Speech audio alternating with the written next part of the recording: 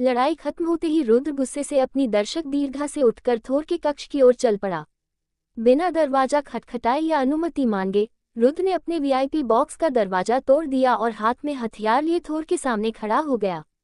यहाँ क्या मामला है? थोर ने पूछा और उसने म्योल्निर को वापस उठाया और उसे रुद्र की ओर इशारा किया। जब रुद्र ने कमरे में प्रवेश किया तो थोर पूरी तरह से नग्न था और उसका लिंग पूरी तरह से उत्तेजित था, जिससे जाहिर तौर पर उसकी विजय का जश्न खराब हो गया। गुरुजी के पास अगली लड़ाई शुरू होने से पहले केवल 5 मिनट हैं, कृपया 2 मिनट के भीतर निकल जाए स्वामी शकुनी। गुरुजी को लड़ाई खत्म करने के लिए 3 मिनट चाहिए, गुनरा ने कहा, और तभी थोर ने बौने को चुप कराने के लिए अपना हथौड़ा गुनरा के सिर पर दे मारा। बौना झूठ बोल रहा है, बिस्तर पर मेरी महारत तो जग जाहिर है, थोर ने शर्म से लाल होते हुए कहा, और उसका लिंग ढीला पड़ गया। तुमने धोखा क्यों दिया? हे वज्र के देवता, क्या बच्चों के प्रति प्रेम ने तुम्हें इतना अंधा कर दिया है कि तुम विश्वविद्यालय के इतने निचले स्तर के टूर्नामेंटों में खुलेआम धोखा देने का सहारा ले रहे हो? रुद्र ने कठोर स्वर में पूछा। झूठ, ओडिन का पुत्र कभी धोखा नहीं देता। मैं अपने पिता की कब्र की कसम खाकर कहता हूँ कि मुझे नहीं पता कि तुम क्या कह रहे हो, थोर ने जवाब दिया। मेरे स्वामी, हाँ, कृपया मेरे धैर्य की परीक्षा न लें। हालांकि मैं आपका सम्मान करता हूँ, क्या आप वास्तव में चाहते हैं कि मैं यह मान लूं कि ब्लैक थंडर जैसी निषिद्ध चाल, जो लड़ाई से पहले बच्चे की स्टैक पैनल में नहीं दिखाई दी थी, उसने अचानक मैच के बीच में सीख ली?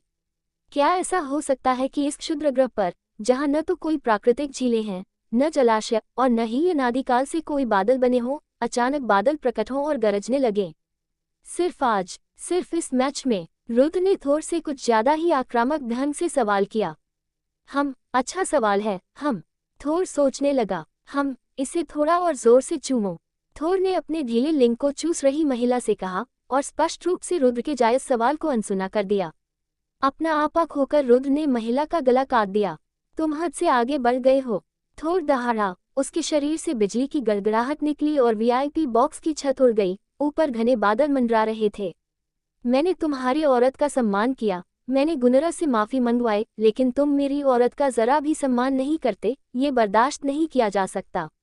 अपनी औकात जानो, बदमाश, थोर ने कहा। उसकी आंखें अब गरज रही थीं और उसकी आभा रिसने लगी थी। और मुझे मेरी औकात कौन बताएगा? तुम, वह देवता जिसे राक्षसों ने पकड़ लिया था और 200 वर्षों तक कैद में रखा था। वह देवता जिसने स्त्री रूप धारण करके अपने ही भाई के साथ यौन संबंध बनाए और अंत में उसे जहर देकर 3 दिनों तक बिस्तर से बांध दिया गया। या फिर वह महिमावान ईश्वर जो न्याय के दिन अपने पिता को बचाने में असमर्थ था? ओडिनसन, मैं अपनी हद बहुत अच्छी तरह जानता हूँ, लेकिन शायद आप मुझे नहीं जानते। मैं अजय शकुनी हूँ, ड्रैगन का संहारक, महान दानव संहारक, समस्त मनुष्यों का देवता। मैंने वह कर दिखाया जो मुझसे पहले कोई भी नश्वर प्राणी नहीं कर सका और एक देवता के रूप में ओमेगा को सिद्ध किया। मैंने शैतान को ही मार डाला, जबकि मैं उससे पूरे एक स्तर पर कमजोर था। तुम मुझे मेरी औकात दिखाने की बात करते हो। मैं कहता हूँ मुझे देवताओं के अखाड़े में चुनौती दो और मैं तुम्हें दिखा दूंगा कि मैं कितना शक्तिशाली हूँ। रुद्र ने थोर पर जहर उगला और दूसरा पक्ष स्पष्ट रूप से विचलित हो गया। इतना आत्मविश्वास, क्या ये तुम्हारी अपनी ताकत पर है या तुम्हारे पीछे वॉन नाइट का नाम है? थोर ने उतनी ही ठंडी आवाज में पूछा। रुद्र मुस्कुराया। थोर उतना बड़ा मूर्ख नहीं था जितना वह दिखता था।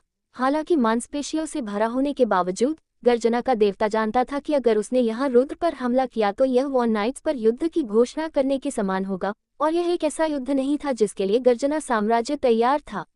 अपनी तलवार नीचे रखते हुए रुद्र शांत हो गया और बोला, अगर तुमने यहाँ कोई धोखा नहीं किया है तो ठीक है। तुम्हारी औरत को मारने के लिए मुझे खेद है। तुम्हारी जो भी वाजिब मांग है मैं उसका मुआवजा दूंगा। थोर कुछ देर चुप रहा। वह रुद्र के इस व्यवहार को बिना दंड के नहीं छोड़ना चाहता था, लेकिन दूसरे पक्ष की प्रतिष्ठा ऐसी नहीं थी जिसे आसानी से नाराज किया जा सके। मुझे तुमसे किसी मुआवजे की जरूरत नहीं है, लेकिन जान लो कि तुमने आज थोर ओडिनसन का अपमान किया है, और हम देवता लंबे समय तक द्वेष रखते हैं।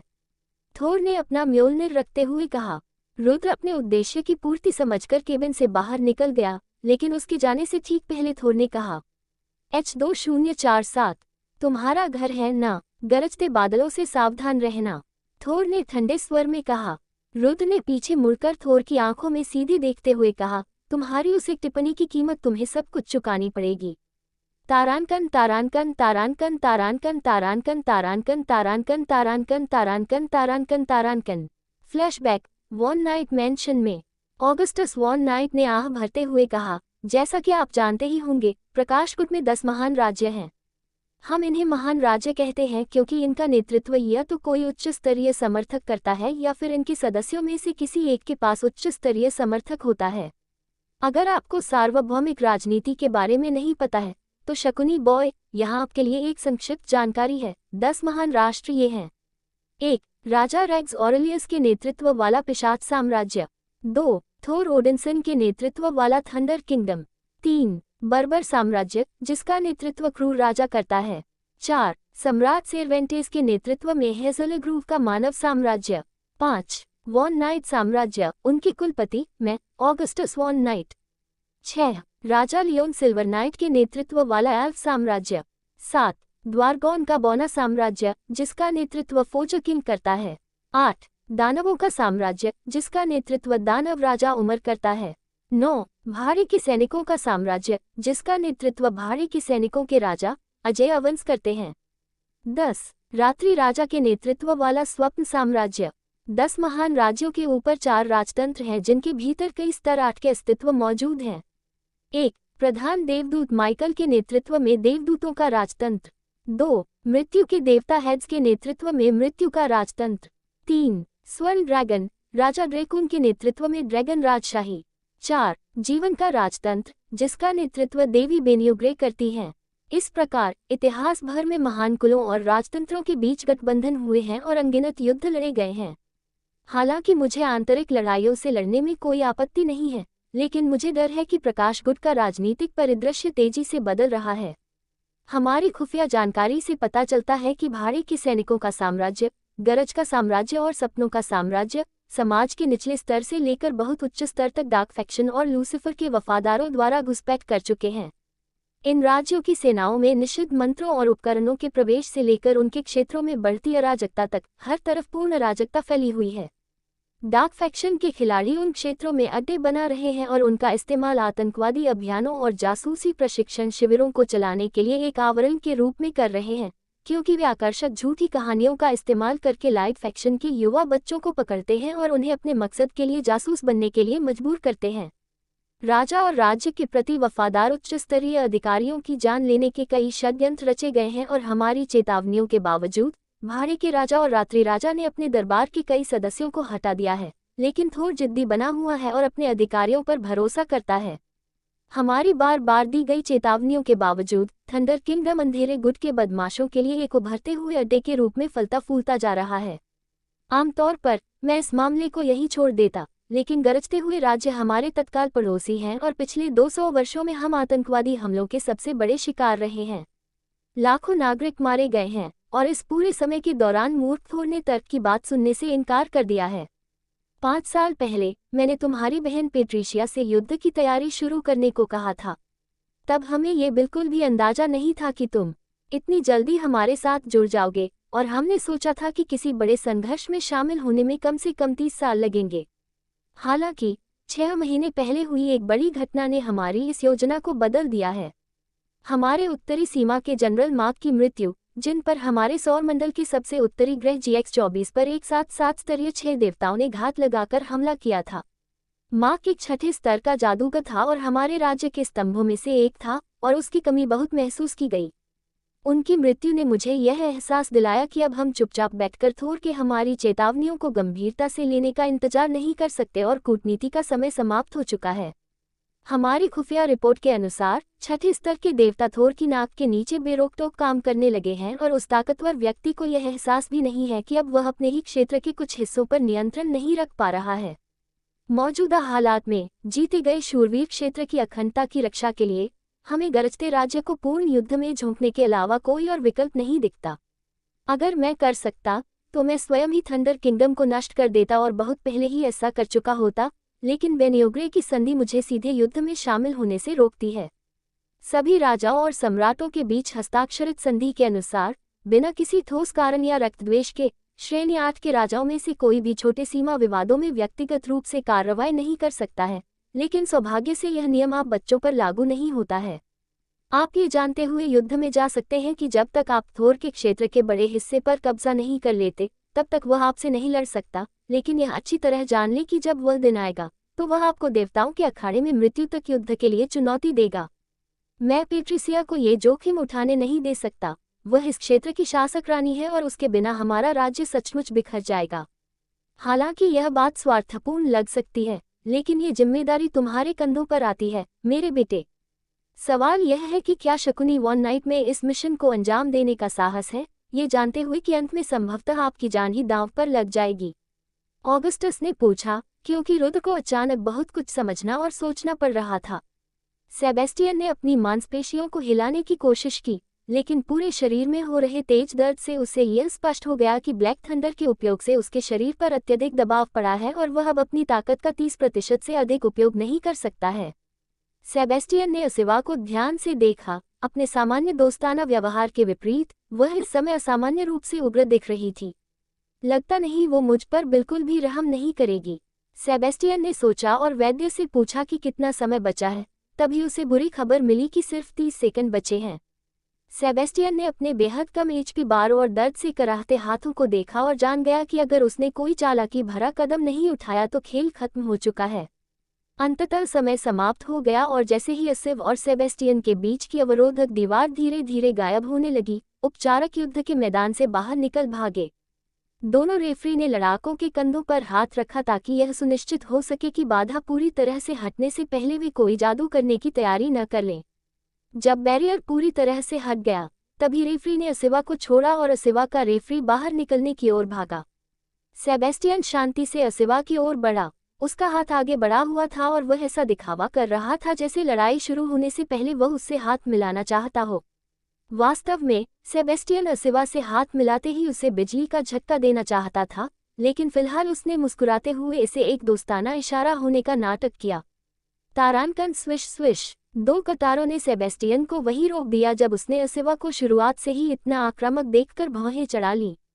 मुझे लगा था कि हम चारों ने हर लड़ाई शुरू होने से पहले हाथ मिलाने पर सहमति जताई थी, सेबेस्टियन ने यथासंभव मासूमियत से कहा और असिवा को हाथ मिलाने के लिए राजी करने की कोशिश की। लेकिन दुर्भाग्य से असिवा इतना समझदार था कि वह ऐसी छोटी मोटी चालों में नहीं फंसा। योजना बदल गई है, अब हम सीधे लड़ाई लड़ेंगे, तैयारी करो या मर जाओ, उसने ठंडे लहजे में कहा। सेबेस्टियन को कोई भाव नहीं दिया। भीड़ ने असिवा के इस व्यवहार पर हूटिंग की, हालांकि उसे इसकी परवाह नहीं थी।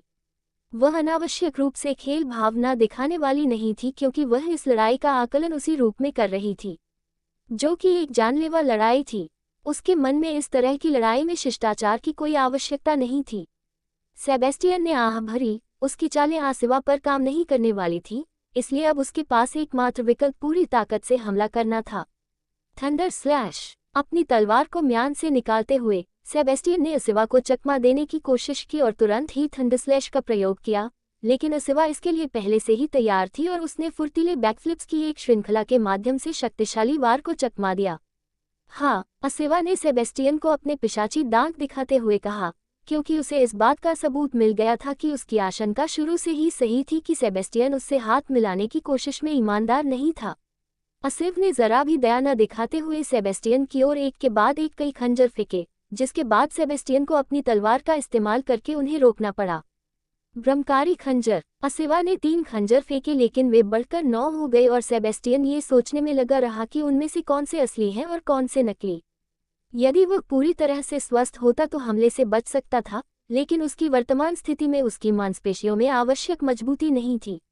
-450, -450, -550। सिस्टम सूचना, आपको जहर दिया गया है, अब हर गुजरते सेकंड के साथ आपकी 15 एचपी कम होती जाएगी। -15, -15, -15, -15। सेबेस्टियन की एचपी तेजी से घटने लगी क्योंकि उसे एहसास हो गया था कि इस एक हमले से ही खेल खत्म हो जाएगा। सेबेस्टियन को इस बात का बहुत अफसोस था कि चीजें किस तरह घटित हुईं। उसने कभी सोचा भी नहीं था कि लड़ाई में किशोर बच्चों द्वारा उसे धमकाया जाएगा, लेकिन वास्तविकता ये थी कि उसे वास्तव में धमकाया गया था। सेबेस्टियन ने अपनी तलवार गिरा दी और आकाश की ओर देखते हुए अपने भाग्य को स्वीकार कर लिया और कुछ ही सेकंड बाद उसकी मृत्यु हो गई। रेफरी ने बीच में आकर असिवा का हाथ ऊपर उठाते हुए कहा, इस मैच का विजेता डेथ किल के जरिए असिवा नाइटब्लेड पैराट्स। चिकित्सक तुरंत असिव का इलाज करने के लिए दौड़े, क्योंकि महज 5 मिनट बाद उसे सी बनाम डी ब्लॉक मुकाबले के विजेता का सामना करना था। तारानकन तारानकन तारानकन तारानकन तारानकन तारानकन तारानकन। इस बीच सेवेरस बड़ी मुश्किल से मैक्स के सिर पर जोर से थप्पड़ मारने की अपनी इच्छा को दबा पा रहा था, क्योंकि मैक्स को अपनी बांह से खून पीने दिया गया था ताकि वह खोई हुई तृप्ति को कुछ हद तक वापस पा सके। मैक्स को अपने शरीर पर पूरी तरह से नियंत्रण पाने में पूरे 5 मिनट का समय लगा, जब सेवेरस ने उसे गला घोंटने की पकड़ से मुक्त किया।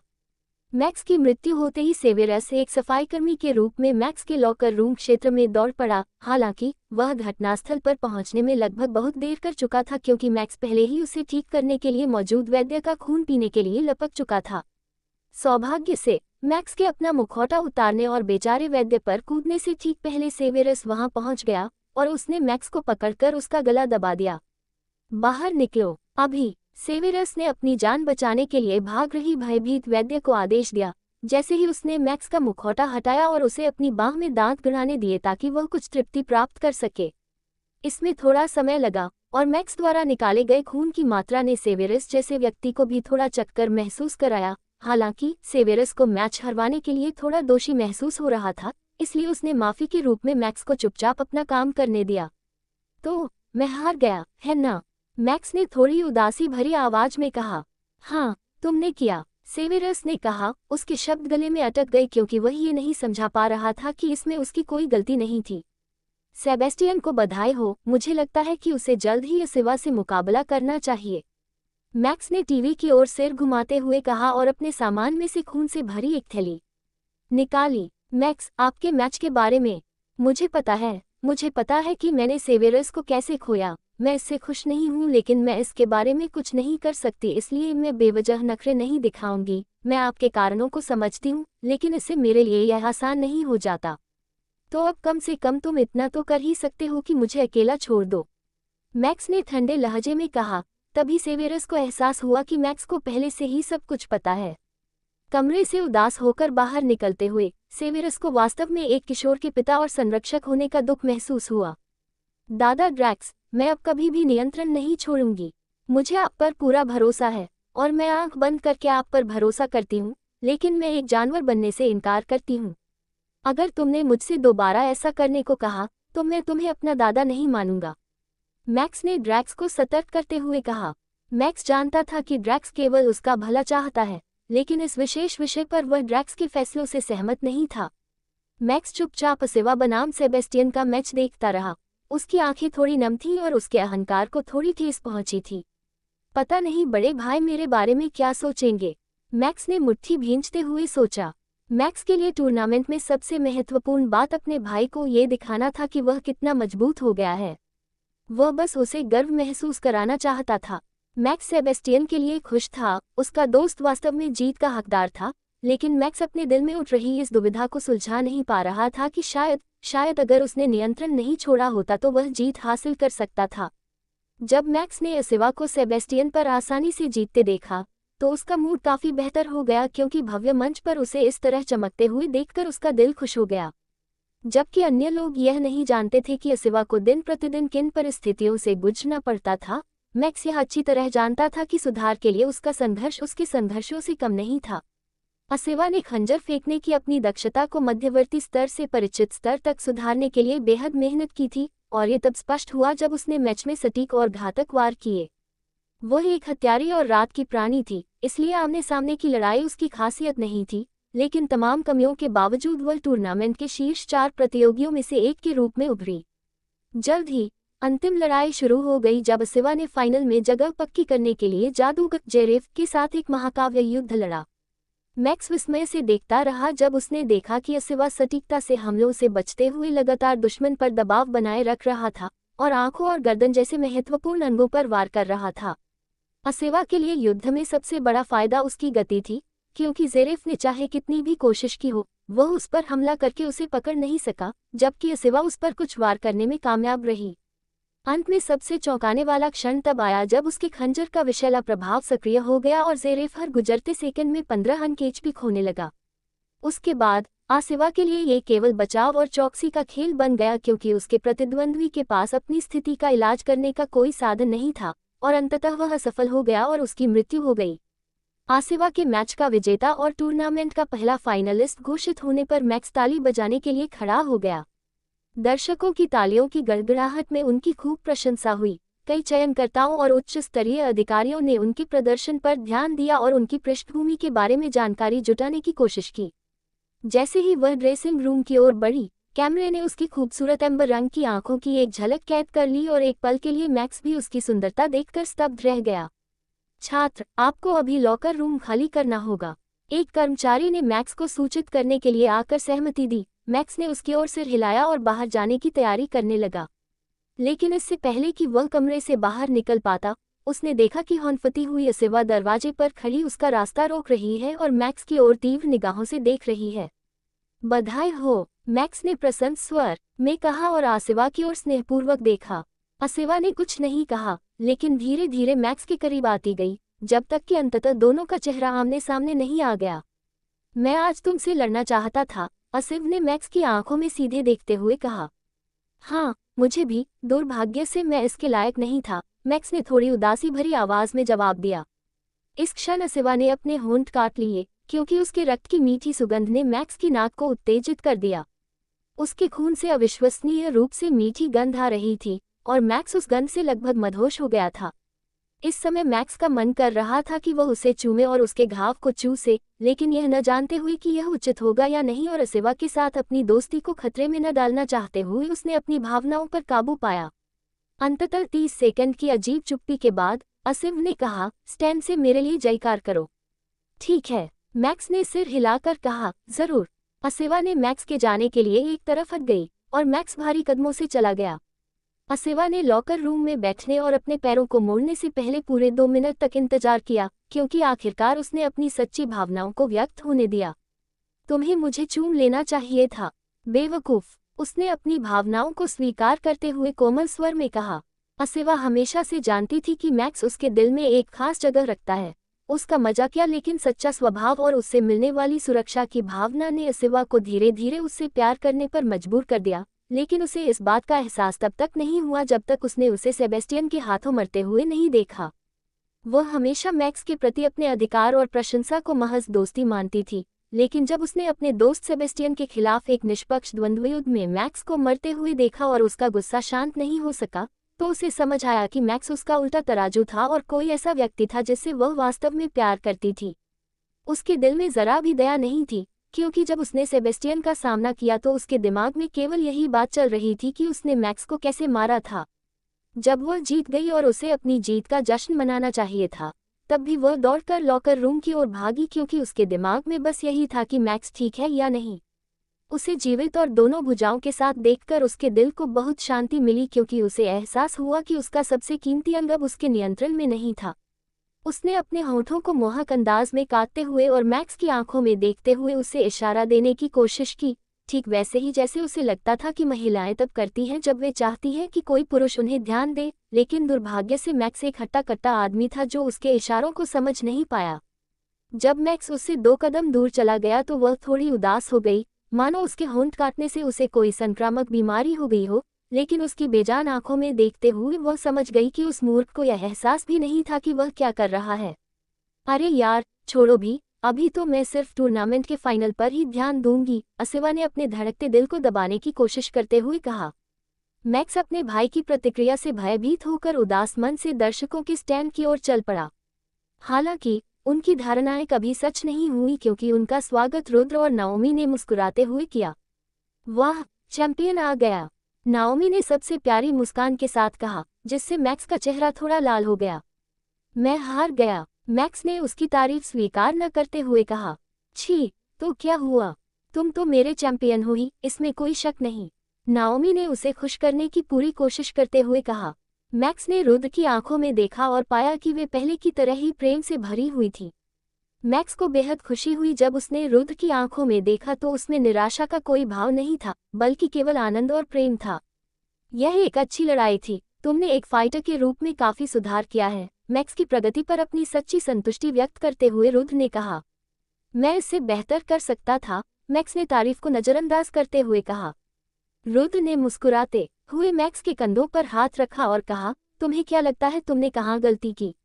मुझे अपना विश्लेषण बताओ। मैक्स ने कुछ देर सोचने के बाद कहा, मैंने अपनी ताकत का सही इस्तेमाल नहीं किया। वह मुझसे ज्यादा मजबूत और तेज था, लेकिन मैंने उससे करीबी मुकाबले में लड़ने पर जोर दिया। रुद्र मुस्कुराया, उसे खुशी थी कि मैक्स को कम से कम अपनी गलतियों का कुछ एहसास तो हुआ। मैक्स, तुम्हें पता है, मैदान पर लड़ाई शुरू होने से पहले ये किसी के दिमाग के अंदर शुरू होती है। मेरे प्रतिद्वंदी के पास कौन कौन सी चालें हैं? क्या वह कोई ऐसा नया दांव खेलेगा जो मैंने पहले कभी नहीं देखा हो? क्या वह बाघ बनने के लिए भेड़ होने का नाटक करेगा? ये वो सवाल हैं जिन पर आपको विचार करना होगा, और आपको ये सुनिश्चित करना होगा कि आपका प्रतिद्वंदी भी इन पर विचार करे। यदि आपका प्रतिद्वंदी आपकी सभी चालों को जानता है, तो अगली लड़ाई की योजना बनाते समय उसे आसानी होती है। वह अधिक सतर्क हो जाता है, बेहतर योजना बनाता है और आपको थोड़ा नुकसान होता है। आपकी पहली गलती यह थी कि आपने अपने प्रतिद्वंदी को मैदान पर उतरते समय खुद पर संदेह करने का मौका नहीं दिया। रुद्र के शब्दों से मैक्स को ज्ञान प्राप्त हुआ, उसने कभी इस तरह से लड़ाई के बारे में नहीं सोचा था। दूसरा काम अपने प्रतिद्वंदी को परेशान करना है। अगर आपको मस्खरा बनना है, तो मस्खरा बन जाए। अगर आपको एक घमंडी नौजवान की भूमिका निभानी है, तो घमंडी नौजवान बन जाए। और अगर आपको एक अलग थलग और निर्मम सुपरस्टार बनना है, तो अलग थलग और निर्मम सुपरस्टार बन जाए। लेकिन लड़ाई शुरू होने से पहले अपने प्रतिद्वंदी को परेशान करना सुनिश्चित करें। यदि आपका प्रतिद्वंदी क्रोधित, भयभीत या भावुक है, तो उसके सही निर्णय लेने की क्षमता कम हो जाती है। तुमने 64वें दौर में तो अच्छा प्रदर्शन किया, लेकिन सेबेस्टियन का सामना करते समय तुम वही करना भूल गए। मैक्स सिर झुकाए सुन रहा था, तभी रुद्र ने सलाह दी, ये छोटी छोटी बातें लग सकती हैं, लेकिन अगर आप सही रणनीति अपनाते हैं तो युद्ध शुरू होने से पहले ही आपको बहुत बड़ा फायदा मिल सकता है। रुद्र ने अपने वर्षों के अनुभव के आधार पर सलाह दी। बड़े भाई, मैं इन शब्दों को दिल से मान लूंगा, मैक्स ने आज्ञाकारी भाव से कहा। फिर आती है तुम्हारी लड़ाई। मैं इसकी शुरुआत कहाँ से करूं? रुद्र सोच रहा था, तभी नाओमी ने उसे पेट में कोहनी मार दी। रुद्र, जो एक देवता थे, ने धीमी गति से आती हुई कोहनी को देखा, लेकिन वे अपनी पत्नी के हमले से बचने की बजाय बेहतर जानते थे। आह, नाओमी ने कहा। रुद्र के चट्टान जैसे शरीर से टकराने से उसकी कोहनी में चोट लग गई थी। रुद्र ने फर्श की ओर मुंह किए हुए मैक्स को देखा और नाओमी का मतलब समझ गया। उसने उपदेशों की धज्जियां उड़ाते हुए कहा, मैंने सुना है कि तुम्हारे विश्वविद्यालय में अच्छी कैंटीन है, मुझे भी खिलाओ मैक्स, चलो कुछ विदेशी खाना खाते हैं। मैक्स को ठीक ठीक पता था कि क्या हुआ था, लेकिन उसने कुछ नहीं कहा और मुस्कुराते हुए अपने परिवार को कैफेटेरिया की ओर ले गया। तारानकन तारानकन तारानकन तारानकन तारानकन तारानकन तारानकन तारानकन तारानकन। इस बीच सेबेस्टियन को उम्मीद थी कि थोर उसका अच्छे से स्वागत करेगा, लेकिन जब वह अपने पिता से मिलने गया तो उसके सपने पूरी तरह चकनाचूर हो गए। ब्लैक थंडर, तुमने ये चाल कहाँ से सीखी, लड़के? थोर ने थोड़ी सी सख्ती भरी आवाज में पूछा। एस्मोडियस घबरा गया, उसे उम्मीद नहीं थी कि थोर सबसे पहले अपने हमले के विकल्प के बारे में बात करेगा। हालांकि काला वज्र कोई राक्षसी चाल नहीं है, फिर भी मैंने प्रकाश गुट में इसके इस्तेमाल पर व्यक्तिगत रूप से प्रतिबंध लगा दिया है। वज्र साम्राज्य के अभिलेखागार में भी यह हमला मौजूद नहीं है, तो तुमने इसे कैसे सीखा? थोर ने इस बार कठोर स्वर में फिर पूछा। एस्मोडियस की सांसें अनियमित हो गईं, उसे अपने ऊपर एक 8वें स्तर के देवता का पूरा दबाव महसूस हो रहा था। गुनर, निकास द्वार सुरक्षित करो, थोर ने आदेश दिया और वह जिस सीट पर बैठा था उससे उठकर कुछ ही दूरी पर खड़े सेबेस्टियन की ओर चलने लगा। क्या हुआ राक्षस, क्या तुम्हारी जबान बंद हो गई है? थोर ने धमकी भरे लहजे में पूछा, और एस्मोडियस की आंखें हैरानी से चौड़ी हो गईं। उसने सपने में भी नहीं सोचा था कि आज उसे इस हालत में यहाँ पकड़ा जाएगा। अगर उस नखरेबाज मानव देवता ने पिशाच बच्चे के खिलाफ तुम्हारी लड़ाई में अनियमितताओं की ओर इशारा न किया होता, तो मैं तुम्हें कभी समझ नहीं पाता। मैं अपने ही खून के रिश्ते की जांच नहीं करना चाहता था, लेकिन मैंने ऐसा किया तो पता चला कि काली बिजली आपके बस की बात नहीं है। अगर यह कोई ऐसी चाल नहीं है जिसे आपने स्किल स्क्रॉल या सिस्टम रिवॉर्ड के जरिए सीखा हो, तो इसका मतलब ये होना चाहिए कि यह आपकी स्मृति से आई है। चूंकि प्रकाश गुट में जाने की घटना का कोई स्मरण नहीं है, क्योंकि मैंने स्वयं इसे गैरकानूनी घोषित किया था, इसलिए एकमात्र संभावना यही है कि किसी दानव ने मेरे बेटे के शरीर पर कब्जा कर लिया है। एस्मोडियस घबरा गया और भागने की योजना बनाने की कोशिश करने लगा, लेकिन उसे कुछ समझ नहीं आया। हाँ, अगर तुम निर्दोष होते तो अब तक तो तुम स्तब्ध रह गए होते। ओडिन को धिक्कार है, मेरे अपने बेटे को एक खूनी राक्षस ने पकड़ लिया था। गुनर, इसे बांध दो, हम थंडर नेशन में जाकर इसका भूत प्रेत भगा देंगे, थोर ने कहा और एस्मोडियस की गर्दन काटकर उसे बेहोश कर दिया। धिक्कार है, मुझे उस घमंडी इंसान से नफरत है, थोर ने गुस्से में कहा, क्योंकि हालांकि उसने रुद्र के आरोपों को अनसुना कर दिया था जब वह आरोपों के साथ उसके कमरे में घुस आया था, लेकिन पिछले कुछ घंटों से वह लगातार उसके शब्दों के बारे में सोच रहा था और उसे पता चला कि उसके बेटे द्वारा निषिद्ध चाल का इस्तेमाल करने में कुछ गड़बड़ थी। वह भावनात्मक रूप से प्रेरित था, लेकिन थोर ओडिनसन मूर्ख नहीं था, उसने जल्द ही सच्चाई का पता लगा लिया। अगले दिन रुद्र और नाओमी ने मैक्स को अलविदा कहा और पृथ्वी पर लौट आए, जबकि मैक्स आज के फाइनल मैच देखने के लिए अन्ना के साथ स्टैंड में बैठ गया। सेबेस्टियन कहाँ है? सेबेस्टियन, मैक्स और अन्ना ने एक ही समय पर एक दूसरे से पूछा, क्योंकि दोनों को इस बात का कोई अंदाजा नहीं था कि उनका दोस्त कहाँ चला गया है। थोर के साथ वह गरज के देश की यात्रा पर गया है। पीछे से एक आवाज आए और मैक्स और अन्ना दोनों ने मुड़कर देखा तो सेवेरस उनके पीछे बैठा था। पॉपकॉर्न, सेवेरस ने मुस्कुराते हुए पूछा। अरे यार, तुम कब आ गए? अन्ना ने हैरानी से पूछा। वह अभी भी इस बात से अचंभित थी कि वह अचानक कहीं से कैसे आ गया, जबकि मैक्स ने केवल गहरी सांस ली। सेवेरस, तुम अचानक कहीं से प्रकट होना बंद करो यार, ये बहुत डरावना है। मैक्स ने ये बात लाखों बार दोहराई, लेकिन उसे पता था कि उसकी बातों का उस आदमी पर कोई असर नहीं हुआ। हाँ हाँ हाँ, सेवेरस पागलों की तरह हंसा, जबकि मैक्स और अन्ना ने हार मानकर अखाड़े की ओर मुड़कर वापस देखने लगे। सबसे पहले बाहर निकलने वाली प्रतियोगी उनकी प्रतिद्वंदी, सुनहरी लड़की, देवदूत जाति की योद्धा फेरियल थी। जब वह मंच पर आई तो कामुक लड़के कुत्ते की तरह भौंकने लगे और ऐसा लगा मानो अखाड़े का तापमान 1 डिग्री बढ़ गया हो।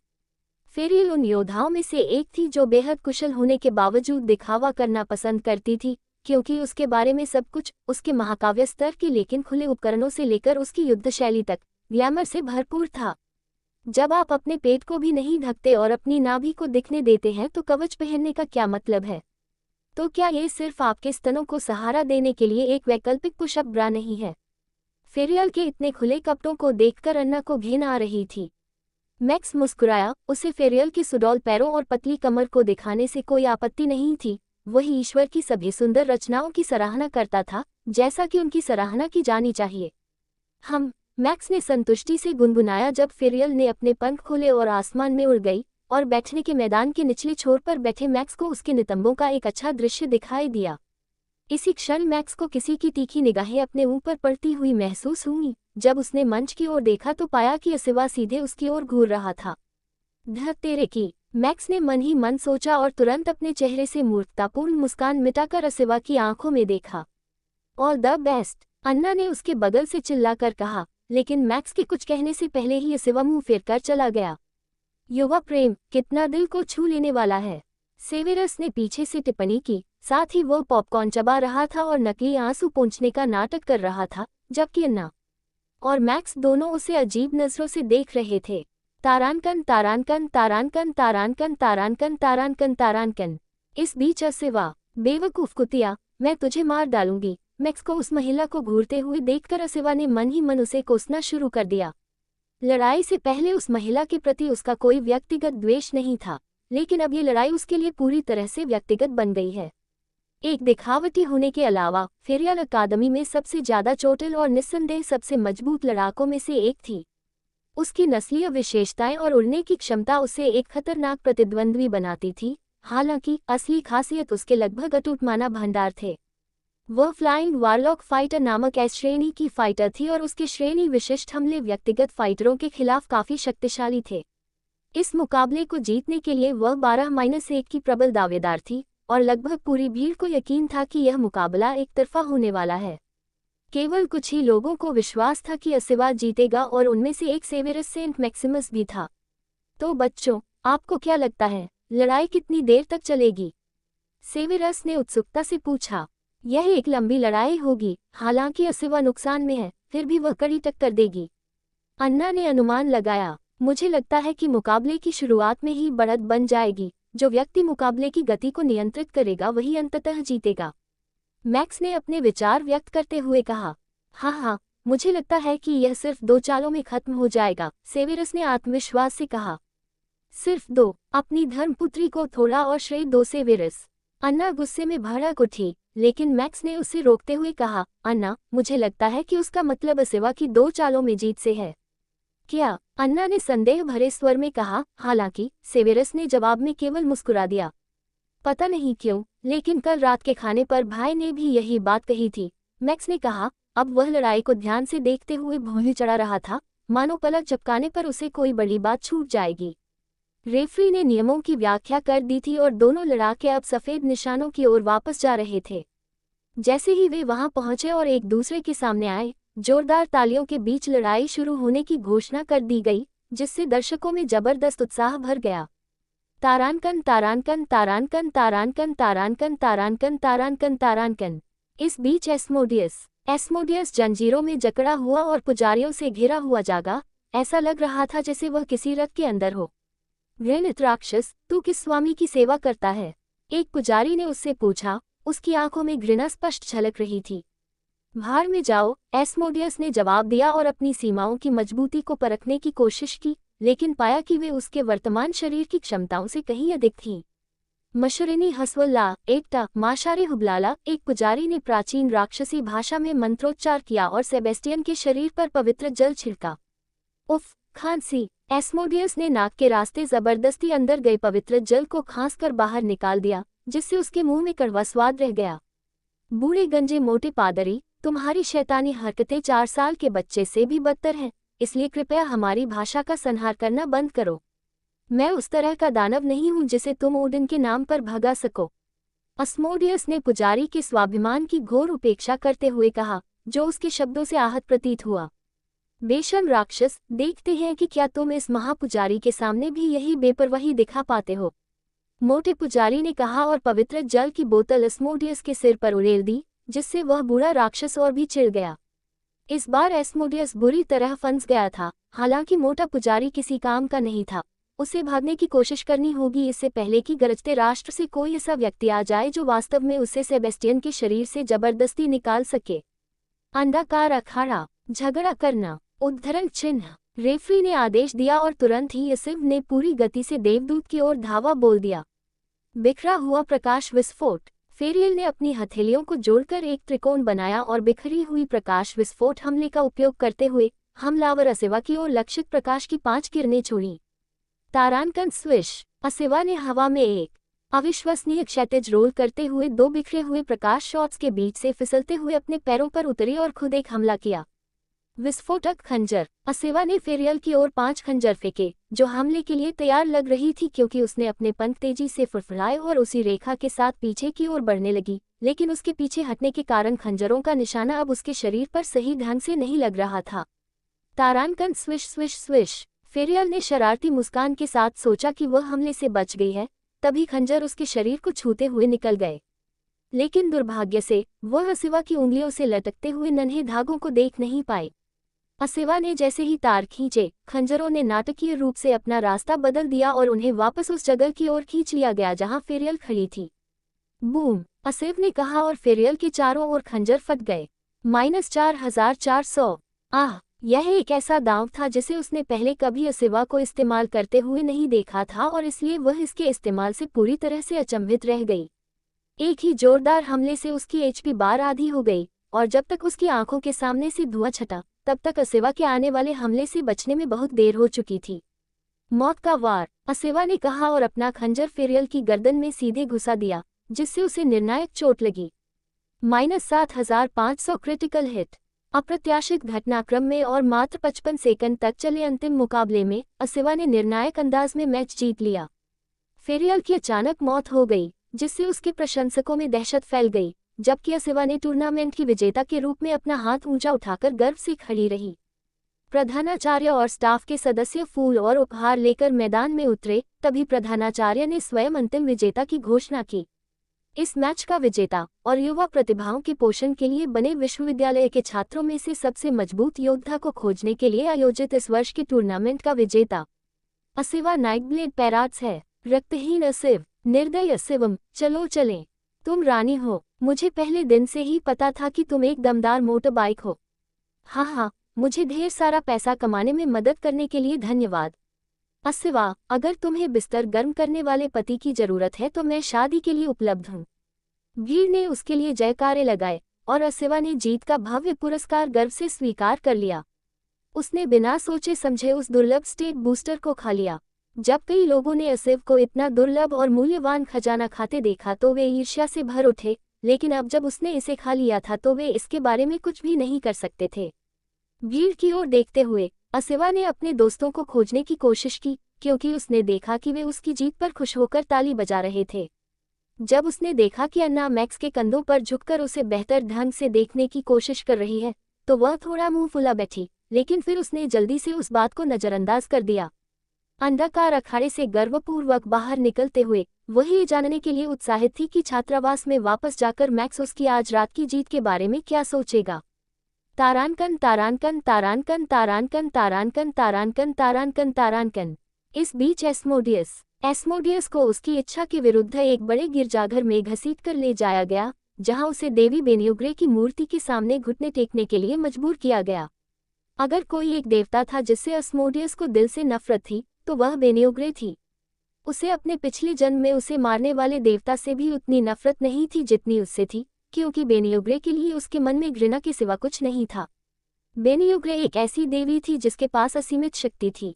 हालांकि वह प्रकाश, जीवन और समृद्धि की देवी होने का दिखावा करती थी, लेकिन एस्मोडियस जानता था कि बेनियोग्रे जितनी इच्छा से जीवन दे सकती थी उतनी ही इच्छा से जीवन छीन भी सकती थी। वह उन कुछ देवताओं में से एक थी जो बिना उंगली हिलाए अपनी इच्छा से दूसरे देवता को मार सकती थी। फिर भी उसने अपनी शक्तियों का सही उपयोग करने के बजाय युद्ध या संघर्षों से मुक्त एक स्वप्निल आदर्शवादी दुनिया बनाने पर जोर दिया।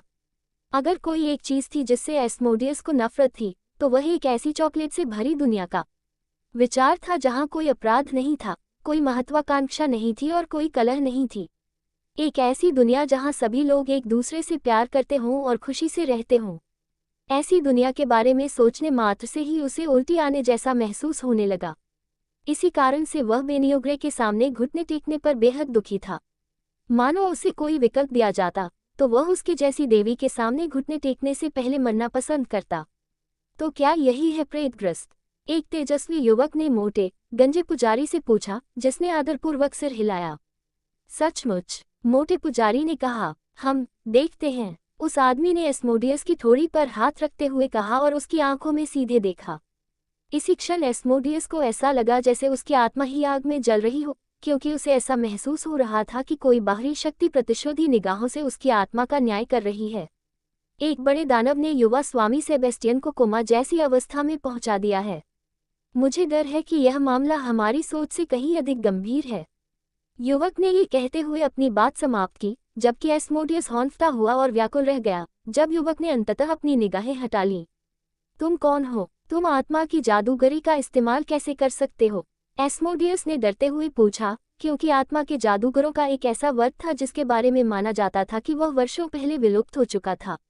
राक्षस, यह ऐसी बात नहीं है जिसे जानने के तुम लायक हो, उस युवक ने उंगलियां चटकाते हुए उत्तर दिया और पहरेदारों को आदेश दिया कि वे एस्मोडियस को नीचे कालकोठरी में बांध दें।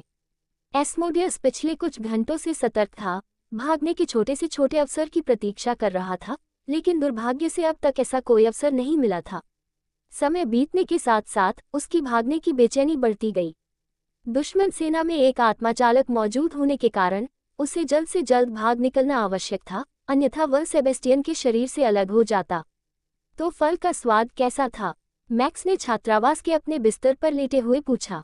खट्टा, असिव ने दूसरे कमरे से जवाब दिया। क्या ड्रैगन के स्वर्ग जाने के बारे में कोई खबर है? मैक्स ने पूछा। इसे खुलने में 3 हफ्ते लगेंगे, असिव ने संक्षिप्त जवाब दिया। काफी देर से दोनों छात्रावास में यूं ही बातें कर रहे थे। माहौल थोड़ा असहज और अजीब सा था, क्योंकि वे बातचीत को आगे बढ़ाने की कोशिश कर रहे थे, लेकिन उन्हें समझ नहीं आ रहा था कि क्या कहें। सेबेस्टियन भी वहां होगा, है ना? मैक्स ने उत्सुकता से पूछा। मुझे कैसे पता चलेगा? असिव ने थोड़ी झुंझलाहट के साथ जवाब दिया। इसके बाद मैक्स चुप हो गया और उसकी पलकें भारी होने लगीं। मैंने आज तुम्हें फेरियल को घूरते हुए देखा, असिवा ने चिढ़ते हुए कहा। हाँ, मैक्स ने आधी नींद में जवाब दिया। क्या वह मुझसे ज्यादा खूबसूरत है? असिवा ने घबरा कर पूछा। ये सवाल उसके लिए बहुत महत्वपूर्ण था। नहीं, मैक्स ने ईमानदारी से जवाब दिया। क्यों? असिव ने पूछा। अब वह उनके कमरों के बीच की धातु की खिड़की से झांक रहा था। क्योंकि मेरी सिव की आंखें सबसे खूबसूरत हैं, मैक्स ने आलस से अपनी उंगलियों को उसके चेहरे पर फेरते हुए कहा। अब मैं सोने जा रहा हूँ, शुभ रात्रि, उसने नींद में कहा और कंबल ओढ़ लिया। उसे इस बात का जरा भी अंदाजा नहीं था कि उसके कुछ शब्दों ने आसिफ के दिल में भावनाओं का सैलाब ला दिया है। मेरी सिव, आसिफा ने शर्म से लाल होते हुए आश्चर्य व्यक्त किया। अगर यह बात कोई और कहता तो वह उसकी उंगलियां तोड़ देती, लेकिन चूंकि यह मैक्स ने कही थी, इसलिए उसे ये सुनकर संगीत जैसा लगा। उसे शांति से सोते हुए देखकर आसिफा ने मुंह बनाते हुए बुदबुदाया, बेवकूफ, और फिर खिड़की बंद करके खुद भी सो गई। तारानकन तारानकन तारानकन तारानकन तारानकन तारानकन तारानकन तारानकन। इस बीच पृथ्वी पर रुद्र अपने सिंहासन जैसी कुर्सी पर बैठा था, जबकि पृथ्वी के सबसे शक्तिशाली योद्धाओं, राजनेताओं और प्रभावशाली व्यापारियों की परिषद उसके सामने खड़ी थी। ये कहा जा सकता है कि अरबों लोगों के जीवन को नियंत्रित करने वाले 99% शक्तिशाली लोग आज रुद्र के सामने वाले कमरे में मौजूद थे, क्योंकि पृथ्वी के रक्षक ने एक उच्च स्तरीय आपातकालीन बैठक बुलाई थी। मुझे यकीन है कि आप में से कई लोग सोच रहे होंगे कि मैंने आज आपको यहाँ क्यों बुलाया है। खैर, दुर्भाग्य से इसका जवाब सुखद नहीं है, रुद्र ने खड़े होते हुए कहा और कमरे में इधर उधर घूमने लगा। रुद्र घबराया हुआ था, इसलिए सब लोग घबराए हुए थे। यद्यपि उनमें से प्रत्येक अपने आप में शक्तिशाली था, लेकिन इस कमरे में रुद्र की आभा से ही वे सब मारे जाएंगे यदि वह उन्हें दबाने का फैसला कर ले। मुझे यकीन है कि इस ग्रह पर हमारा समय शायद समाप्त होने वाला है, रुद्र ने बिना किसी संकोच के कहा, और कमरे में उदासी का माहौल छा गया। आपका मतलब भगवान रक्षक से क्या है? आज इस बैठक में ग्रे अंतर्राष्ट्रीय समूह के प्रतिनिधि क्रिश्चियन ग्रे ने पूछा। मैंने आज आप सभी से यहाँ एक बाध्यकारी अनुबंध पर हस्ताक्षर करवाए हैं कि आप इस बैठक की जानकारी किसी को भी नहीं देंगे। इसका कारण यह है कि यदि यह खबर लीक हुई तो पूरी पृथ्वी पर अफरा तफरी मच जाएगी। रुद्र ने ये कहते हुए सभी को याद दिलाया कि अब से वह जो भी बोलेगा, उस पर किसी बाहरी व्यक्ति से चर्चा नहीं की जानी चाहिए। पृथ्वी कमजोर है, हमने अपनी ताकत बढ़ा ली है और पिछले कुछ महीनों में हमारी सेना में चौथे स्तर के योद्धाओं की संख्या बढ़कर 30 हो गई है, जो बहुत अच्छी बात है। लेकिन यह विशाल ब्रह्मांड के मुकाबले कुछ भी नहीं है। कुछ ही दिन पहले मैंने वॉन नाइट के ग्रह रेडियंस का दौरा किया और पाया कि उस ग्रह पर लगभग 20 मिलियन टियर 4 योद्धा निवास कर रहे हैं। 20 मिलियन चौथे स्तर के योद्धा, रुद्र ने कहा, और उसकी आवाज पूरे हॉल में गूंज उठी। कुछ लोगों को यह संख्या सुनकर माथे से पसीना आने लगा, जबकि कुछ लोगों के रोंगटे खड़े हो गए। ब्रह्मांड में ऐसे 10 महान परिवार हैं और उनसे ऊपर राजशाही है। हम तो छोटी मछलियों के बीच भी छोटी मछलियां हैं, और भले ही यह बात मेरे मुंह से निकले तो घमंड भरी लग सकती है, लेकिन सच्चाई यह है कि मेरे बिना पृथ्वी को अंतरिक्ष के समुद्री लुटेरे खा जाएंगे। बड़ी संस्थाओं की तो बात ही छोड़िए। रुद्र ने कमरे में मौजूद सभी लोगों के सामने जमीनी हकीकत को समझाते हुए कहा। पृथ्वी जैसे ग्रहों पर जीवन अच्छा नहीं होता, या तो उनके संसाधन खत्म हो जाते हैं या फिर उत्पीड़कों द्वारा उन्हें गुलाम मजदूर ग्रहों में बदल दिया जाता है। जब तक मैं जीवित हूँ, पृथ्वी को कभी कोई समस्या नहीं होगी, लेकिन हाल के कुछ घटनाक्रमों के कारण मुझे जल्द ही युद्ध के लिए निकलना पड़ सकता है। लेकिन जिस क्षण मैं पृथ्वी छोड़ दूंगा, मुझे संदेह है कि हमारा ग्रह एक भी आक्रमण को रोक पाएगा। अंतहीन आक्रमणों की लहरों को रोकना तो दूर की बात है, रुद्र ने कहा, और कमरे में मौजूद हर किसी को अपनी पैंट में पीले रंग का तरल पदार्थ रिसता हुआ महसूस हुआ। चिंता मत करो, हमें रेडियंस पर शरण और उपजाऊ भूमि का वादा किया गया है। हमें अपने नियमों और मान्यताओं के अनुसार रहने और शासन करने के लिए एक महाद्वीप दिया जाएगा। इसका भूभाग पृथ्वी के कुल भूभाग का लगभग 1.5 गुना होगा, जिसमें विभिन्न प्रकार की भू आकृतियां होंगी। वहां का गुरुत्वाकर्षण पृथ्वी के मुकाबले लगभग 1.6 गुना होगा, लेकिन हवा की गुणवत्ता कहीं अधिक स्वच्छ होगी और भोजन पोषक तत्वों से भरपूर होगा। मैंने फैसला किया है कि हम लगभग 3-4 महीने बाद धीरे धीरे ग्रह की आबादी को रेडियंस में स्थानांतरित करना शुरू कर देंगे। वहां पहले से ही शहरों का निर्माण कार्य चल रहा है और मैं डिजाइन और सांस्कृतिक पहलुओं की देखरेख के लिए अपने कुछ लोहारों को भी वहां भेजूंगा। तब तक पृथ्वी पर सभी नई अवसंरचना परियोजनाओं को रोक दें और युद्ध की तैयारी शुरू कर दें। जो लोग सिग्मा की भूमिका निभाते हैं, वे ऐसी नीतियों को बढ़ावा देते हैं जो उन्हें अधिक आत्मनिर्भर बनाती हैं, क्योंकि वे सार्वभौमिक मुद्रा की शुरुआत करते हैं। अन्यथा वे इस ग्रह से रेडियंस तक जो कुछ भी ले जाने की आवश्यकता है, उसे बचाना शुरू कर देते हैं। हमें जो भी किताबें, स्मारक, कलाकृतियां ले जानी हो, उन सबको धीरे धीरे समेटना शुरू कर देना चाहिए। लगभग 100 दिनों बाद हम पृथ्वी को खाली करना शुरू कर देंगे। रुद्र ने अपना फैसला सुना दिया था और सभी ने उनके फैसले के सम्मान में सिर झुकाया। सभी को यह एहसास था कि रुद्र जो भी हासिल करने और निर्णय लेने की कोशिश कर रहा था वह आसान नहीं था। हालांकि मौजूदा परिस्थितियों में पृथ्वी पर रहने की तुलना में रेडियंस जैसे सुरक्षित ग्रह पर जाना कहीं बेहतर विकल्प था। जहां राजनेता थोड़े दुखी थे, वहीं व्यापारी खुश थे क्योंकि उन्होंने इतनी बड़ी आबादी वाले ग्रह पर रहने की संभावना देखी जिसका वे ग्राहक आधार के रूप में उपयोग कर सकते थे। हालांकि सबसे ज्यादा परेशान वर्ग निस्संदेह योद्धा थे, जो पृथ्वी के सबसे मजबूत योद्धाओं से बदलकर 20 मिलियन में से एक चौथे स्तर के प्रतिभाशाली योद्धा बनने वाले थे। कुछ दिन जल्दी से बीत गए और मैक्स अपने स्टैट्स को अधिकतम करने के नियमित काम में वापस लग गया। अपने सभी दोस्तों में से मैक्स अकेला ऐसा था जो टियर 2 से नीचे था, इसलिए वह ड्रैगन पैराडाइज के अभियान से पहले खुद को टियर 2 में पदोन्नत करने के लिए पूरी तरह से दृढ़ था। अगर टूर्नामेंट के बाद से मैक्स के प्रदर्शन में कोई एक बड़ा सुधार आया है तो वही ये है कि उसने कई फैसलों पर खुद पर संदेह करना बंद कर दिया था। टूर्नामेंट समाप्त होने के बाद मैक्स के आत्मविश्वास में जबरदस्त वृद्धि हुई और इसका एक बड़ा कारण विभिन्न गुटों के विभिन्न भर्ती अधिकारियों के साथ उनकी हुई बैठकें थी। मैक्स को मिलने वाला न्यूनतम प्रस्ताव पुलिस कप्तान के रूप में काम करने के लिए सालाना 45 लाख सोने के सिक्कों का था, जबकि उसे मिलने वाला सबसे अच्छा प्रस्ताव सालाना 120 लाख सोने के सिक्कों के साथ साथ कई अन्य अतिरिक्त लाभ और उसके विकास के लिए आवंटित संसाधनों का था।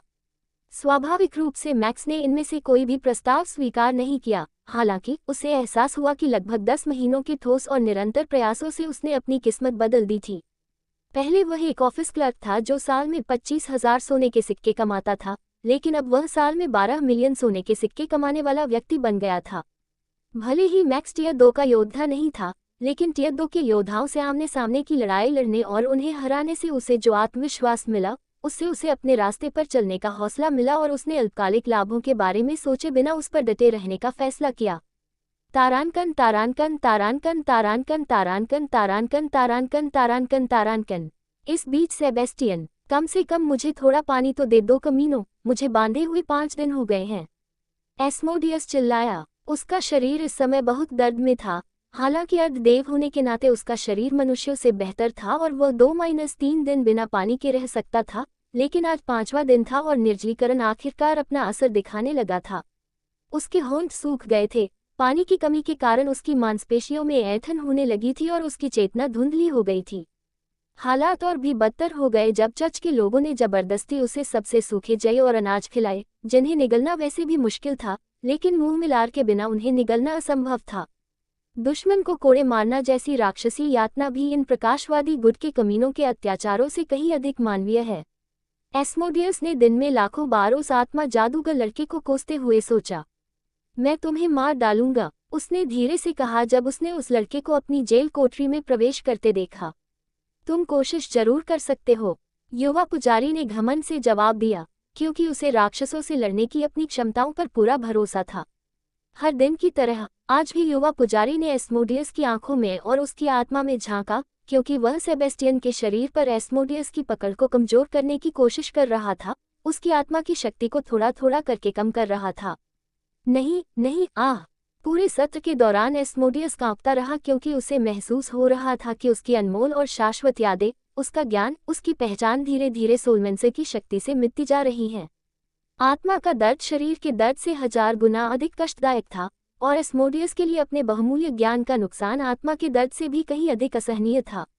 अंततः उनका सत्र तब समाप्त हुआ जब आत्मारक्षक की सारी शक्तियां समाप्त हो गईं और वह लड़खड़ाते हुए खड़ा हुआ। मैं तुझे मार डालूंगा, कमीने, मैं तुझे निश्चित रूप से मार डालूंगा, एस्मोडियस पागलों की तरह दहाड़ा, लेकिन जब उसने युवा पुजारी को काटने की कोशिश की तो गार्ड ने उसके चेहरे पर जोरदार थप्पड़ मारा, जिससे सेबेस्टियन के चेहरे पर हाथ का निशान स्पष्ट रूप से छप गया। लड़के की हालत कैसी है? गुनर ने पूछा, क्योंकि उसे आज थोर को इस बारे में रिपोर्ट देनी थी, लेकिन पुजारी क्या भरे चेहरे को देखकर वह समझ गया कि खबर अच्छी नहीं है। युवक के शरीर पर राक्षस की पकड़ काफी कमजोर हो गई है। हालांकि राक्षस ने किसी तरह युवक को उसके अपने शरीर में शक्तिहीन कर दिया है, क्योंकि राक्षस के कमजोर होने के बावजूद युवक की आत्मा अपने शरीर को पुनः प्राप्त करने का कोई प्रयास नहीं कर रही है। मुझे डर है कि अगर मैं बलपूर्वक भी राक्षस को निकाल दूं, तो भी युवा स्वामी अपनी आत्मा की कमजोरी के कारण अपने पहले के स्वरूप का खोखला ढांचा बनकर रह जाएगा। युवा पुजारी ने कहा, और गुनरा ने असहाय होकर कंधे उचका दिए। गुनरा को युवा स्वामी की ज्यादा परवाह नहीं थी। वह थोर के प्रति वफादार था और थोर के तो स्वयं सैकड़ों बच्चे थे, न कि केवल एक। अगर सेबेस्टियन को बचाया नहीं जा सका तो उसे इसकी ज्यादा परवाह नहीं थी और वह केवल इसलिए उसका पीछा कर रहा था क्योंकि थोर ने उसे ऐसा करने के लिए कहा था। अपना सिर खुजाते हुए गुनरा ने पूछा, क्या उसे बचाने का कोई तरीका नहीं है? युवा पुजारी ने गंभीर स्वर में उत्तर दिया, एक रास्ता है, लेकिन इसके लिए प्रभु को किसी दिव्य शक्ति का उपयोग करना होगा। गुनरा दिव्य सार शब्द सुनकर रुक गया। दैवीय सार ब्रह्मांड की सबसे मूल्यवान मुद्रा थी। यह माना जैसी एक शक्ति थी जो देवताओं को अपने विश्व विनाशकारी छठे स्तर और उससे ऊपर के हमलों को अंजाम देने में सक्षम बनाती थी, और यह एक ऐसी विशेषता थी जो केवल देवताओं के लिए ही विशिष्ट थी। यह मूल्यवान था क्योंकि यह प्राकृतिक रूप से उत्पन्न नहीं हो सकता था और केवल मनुष्यों द्वारा किसी देवता के प्रति श्रद्धा और पूजा के रूप में ही उत्पन्न किया जा सकता था। देवताओं द्वारा आदिम ग्रहों का दौरा करने और उनकी पूजा करने के लिए पूरी संस्कृतियों का मस्तिष्क परिवर्तन करने का कारण ये था कि वे उन्हें अपने दिव्य सार के लिए एक कृषि उपनिवेश बनाना चाहते थे। यह मुझे नहीं पता, इसका फैसला तो सिर्फ भगवान ही कर सकते हैं। गुनरा ने पुजारी की सारी बातें ध्यान से सुनी और थोर को सूचना देने के लिए वहां से चला गया। तारानकन तारानकन तारानकन तारानकन तारानकन तारानकन तारानकन तारानकन। इस बीच लाल हाथ वाला समूह, महामहिम, आपके आदेश क्या हैं?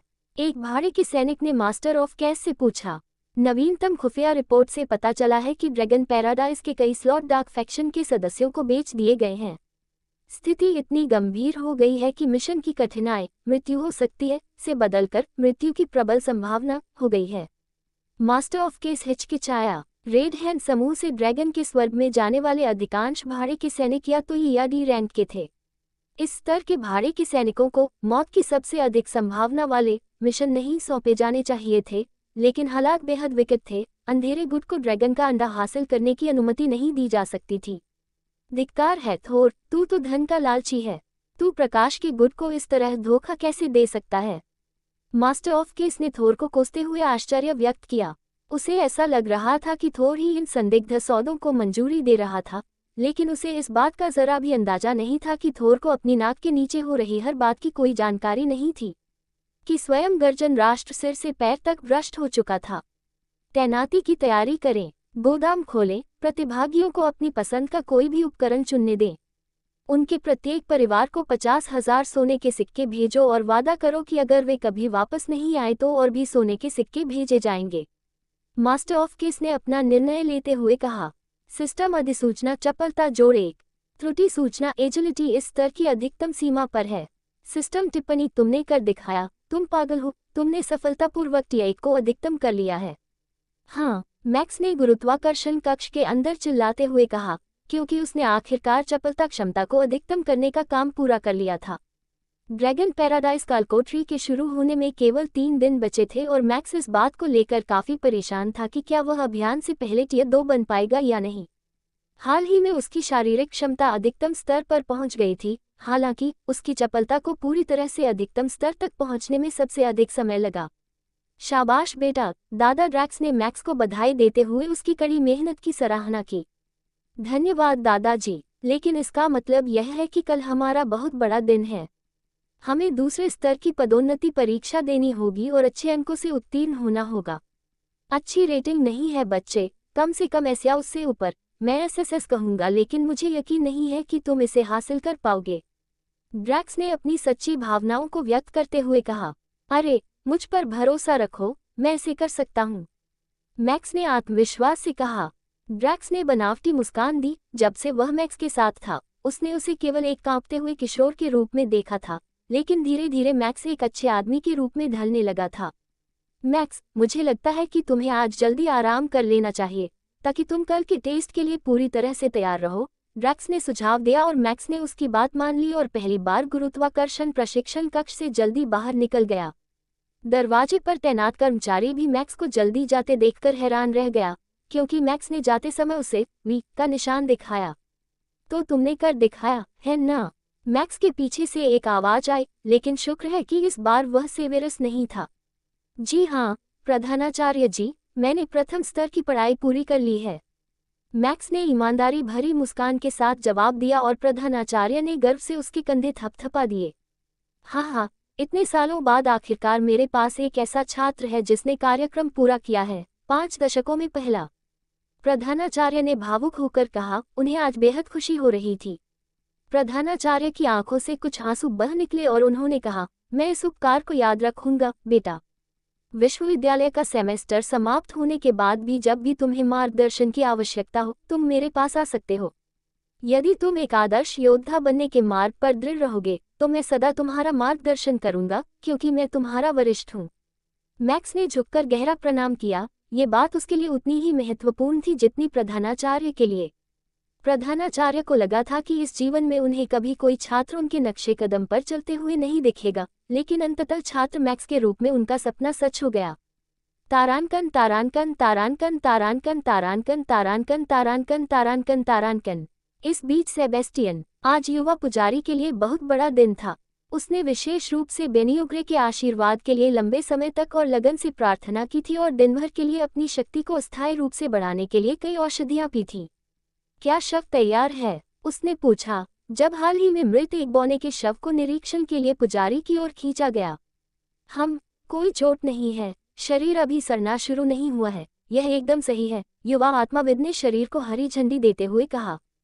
पुजारियों का एक दल सेबेस्टियन की कालकोठरी की ओर बढ़ा, लेकिन वहां उन्हें बेहद दुबला पतला और लगभग मृत अवस्था में सेबेस्टियन जंजीरों से लटका हुआ मिला। सेबेस्टियन का एचपी स्तर दयनीय रूप से कम था। हालांकि जब भी वह खुद को नुकसान पहुंचाकर मरने की कोशिश करता तो उसे गार्डों द्वारा रोक दिया जाता और चिकित्सकों द्वारा उसका इलाज किया जाता, ताकि भले ही वह जीना न चाहे, उसे अपनी सीमाओं में जीने के लिए मजबूर होना पड़े। तुम यहाँ हो, दुष्ट सांप, मुझे फिर से यातना देने आए हो? एस्मोडियस ने कमजोर आवाज में कहा, क्योंकि उसके शरीर में अब चिल्लाने की ताकत नहीं बची थी। मुझे चाकू दो, युवा पुजारी ने मांग की। जब उसे एक पौराणिक श्रेणी की कलाकृति सौंपी गई, उसे कसकर पकड़ो, पुजारी ने आदेश दिया और 5 सैनिकों ने सेबेस्टियन के कमजोर शरीर को कसकर पकड़ लिया। पुजारी ने प्राचीन भजनों का जाप करना शुरू कर दिया। जैसे ही उसने एस्मोडियस के शरीर को तराशना शुरू किया, उसके द्वारा बोला गया हर शब्द एस्मोडियस की आत्मा को नष्ट करता हुआ प्रतीत हो रहा था। आह! एस्मोडियस चीखा और इतनी जोर से छटपटाया कि 5 गार्डों को भी उसे काबू में रखने में अपनी पूरी ताकत लगानी पड़ी। तुम कमीने, ऐसा मत करो, एस्मोडियस चिल्लाया। वह जानता था कि यह प्रक्रिया क्या है और यह उसके जैसे महान दानव को दी जाने वाली सबसे बुरी सजाओं में से एक थी। पुजारी ने एस्मोडियस की चीखों की परवाह नहीं की और उसके माथे पर लगातार प्रतीक चिन्ह बनाता रहा। उसके द्वारा उकेरे गए शरीर से निकलने वाला खून इंसानी नसों में पाए जाने वाले लाल रंग के बजाय काले रंग का था। मुझे जाने दो, कृपया, मैं तुमसे विनती करता हूँ, मुझे जाने दो। कुछ ही क्षणों बाद एस्मोडियस गिड़गिड़ाने लगा, क्योंकि दिनों की यातनाओं के बावजूद हार न मानने वाला वह दानव आखिरकार अपनी सहनशक्ति की सीमा तक पहुंच गया। लेकिन दुर्भाग्य से कमरे में मौजूद किसी को भी उस पर दया नहीं आई, क्योंकि आत्मा विद्यार्थी ने जबरदस्ती सेबेस्टियन की नश्वर आत्मा को उसके शरीर से निकाल लिया और साथ ही साथ एस्मोडियस के 95% ज्ञान और प्रतिभा को भी निकाल लिया और उसे हाल ही में मरे हुए बौने के शरीर में डाल दिया। उसे होश में लाओ, युवा पुजारी ने आदेश दिया, और अन्य पुजारियों ने बौने को सीपीआर देना शुरू कर दिया। जिस क्षण सेबेस्टियन की आत्मा को बाहर निकाला गया, उसके शरीर में बड़े बदलाव होने लगे। उसकी गोरी त्वचा काली पड़ने लगी और उसकी सफेद पुतलियां राक्षसी काले रंग में बदल गईं। तुम कमीनों ने क्या किया है? एस्मोडियस ने कहा। उसकी आवाज अब एक कर्कश, असली दानव जैसी लग रही थी, क्योंकि उसे अपने 2 जन्मों में पहली बार सचमुच शक्तिहीनता का एहसास हुआ था। बौने शरीर ने अपनी आंखें खोलीं, लेकिन तुरंत ही उसे दौरा पड़ने लगा और उसकी शारीरिक शक्ति एचपी बहुत तेजी से घटने लगी। उसी क्षण पुजारी ने अपने भंडार से एक ऐसा तरल पदार्थ निकाला जो इतना चमकदार और शक्तिशाली था कि उसने कमरे में मौजूद लगभग सभी लोगों को अंधा कर दिया।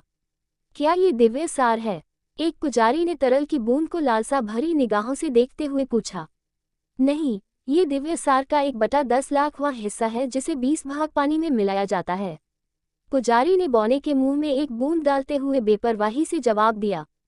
गह! बौने सेबेस्टियन ने जोर से हौंफते हुए कहा, जैसे उसके दिमाग को बिजली का झटका लगा हो, मानो 20-30 साल तक निष्क्रिय रहने के बाद कार का इंजन फिर से चालू हो रहा हो। उसकी एचपी तेजी से गिरना बंद हो गई, लेकिन उसकी माना नसें आग की तरह जल रही थी।